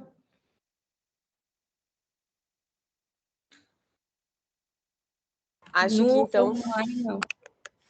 então, doutora, acho que finalizamos aqui a nossa conversa. Eu quero agradecer primeiramente a organização do Cine Debate, que convidou a Lanfaco, a Liga Acadêmica de Medicina da Família e Comunidade e a Liga de Ginecologia e Obstetrícia. É a segunda vez que eu ouço uma fala sua e, novamente, saí muito feliz pela conversa e pelos ensinamentos, que é um conhecimento agregado e eu acho que cada vez mais a gente precisa reforçar uma fala franca sobre o assunto e, como o senhor falou, reforçar o profissionalismo, o acolhimento, a conduta mais humanizada e refletir sobre os médicos que a gente está buscando ser e as pessoas que a gente se inspira, e acredito que, assim como os meus colegas, o senhor é um desses médicos que nos inspiram, né? A gente passou por um ano aí pandêmico muito difícil, ouvimos muitas falas que assustam, né, quem está entrando nessa profissão. Então, é importante a gente se associar e ouvir falas sensatas e que fazem a gente refletir. Então, muito obrigada, Dr. Jefferson, muito obrigada para a organização do Cine Debate, que foi uma fala muito feliz. Obrigada para todo mundo que está aqui até o final, que é importante que a gente também mantenha essa assiduidade aí nos nossos encontros. E a gente fica à disposição quando o senhor precisar da gente também, estamos aqui. Bom, primeiro, eu sempre fico à disposição de vocês. Todas as vezes que vocês precisarem de mim e eu puder estar com vocês, faço isso com muito gosto. Faço isso por 2 razões. Faço pela alegria de ver um grupo de jovens estudantes de medicina, um grupo de pessoas que daqui a pouquinho vão estar ocupando o lugar da gente, com tanto respeito por temas que foram tão abandonados pela minha geração.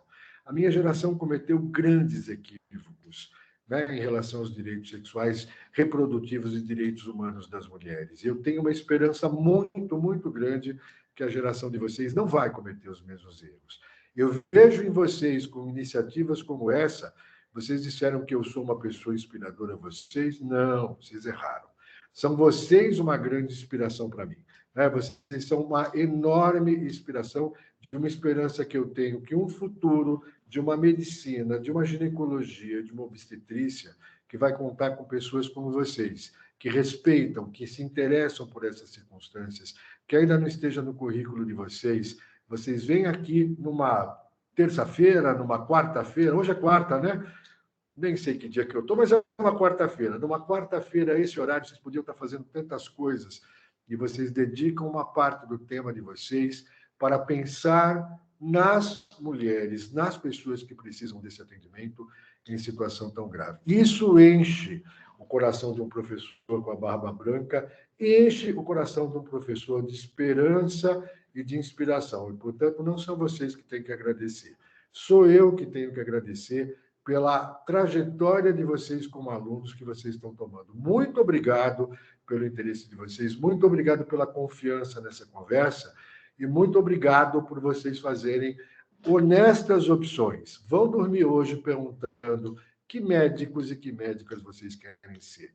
Humanidade, eu não posso ensinar para vocês. Humanidade está dentro de vocês. Lembrem-se por qual motivo vocês decidiram prestar o vestibular de medicina. Existia um motivo lá.